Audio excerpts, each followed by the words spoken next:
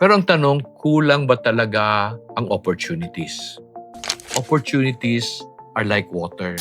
Ang success ng negosyo nakadepende sa tao na gumagawa ng opportunity. Ako naniniwala that there will always be opportunities around you. Create them with what you have already.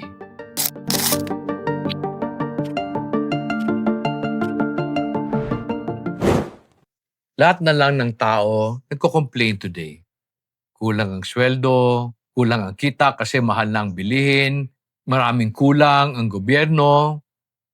And the other thing na parati ko naririnig, kaya hindi daw mag-prosper yung mga tao kasi kulang ang opportunity sa Pilipinas.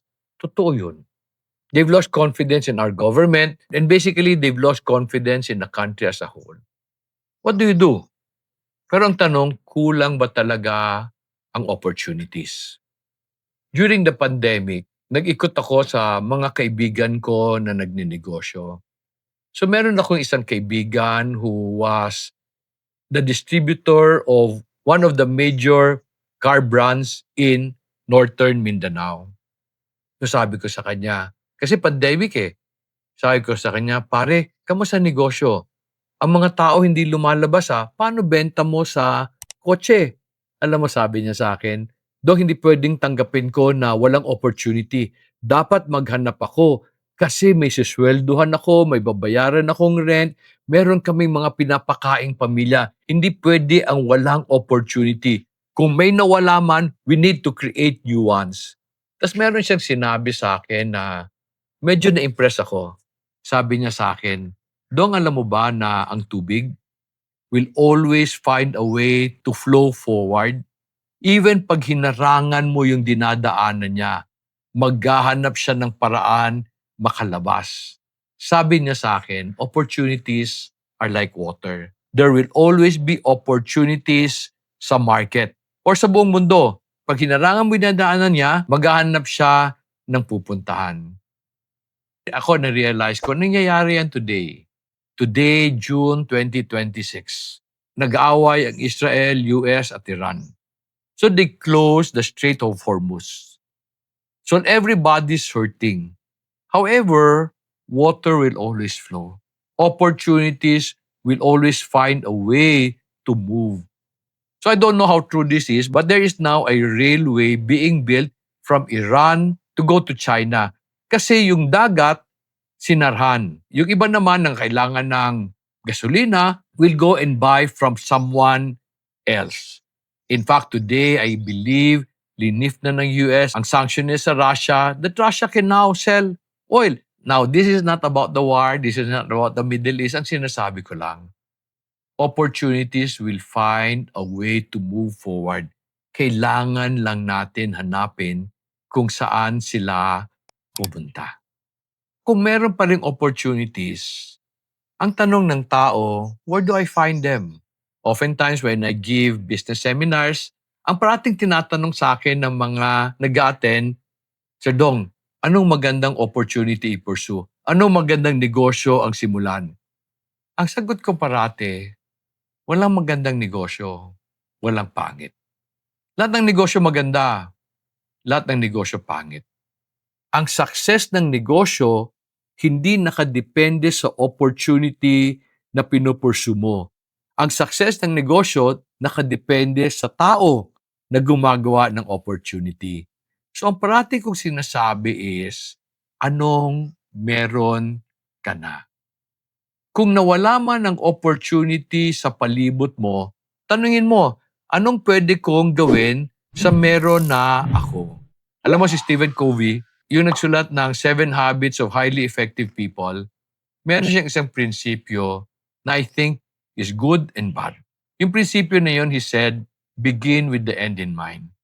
I believe it is a good principle, pero kulang. Kung ang iisipin mo lang is the end, kung hindi mo i-consider kung saan ka magsisimula, baka mapahama ka. So I would say, begin with the end in mind, but never forget where you are and what you have. Because your journey to your destination should start with what you have and where you are. Kung destination lang ang gusto mong puntahan without considering kung anong meron ka, mapapamahal ka. Many people today, they believe opportunities are found elsewhere, sa ibang country. So mag-OFW sila, binenta nila yung lupa nila, nakautang sila para makapag-abroad. Ano ang plano abroad? Magsipag, mag-ipon, mag-ipon ng ano? Para pagbalik nila, makabili ulit sila ng lupa. Baliw talaga. Yung lupa nila noon malaki, binenta nila para makapag-abroad. Pagbalik nila, yung nabili ng lupa maliit. Ba't maliit? Kasi nagmahal yung lupa eh. Di ba? Ako naniniwala, maganda managinip. Pero lahat ng panaginip may pinagsisimulan. There will always be opportunities around you. Kami, hirap kami today, we grow hogs. Ang sama-sama ng presyo ng baboy ngayon because of all these importations. So I need to find a way to improve our income. Dati nagbibenta lang ako sa mga kliyente namin sa wet market. We sell live weight, they sell retail.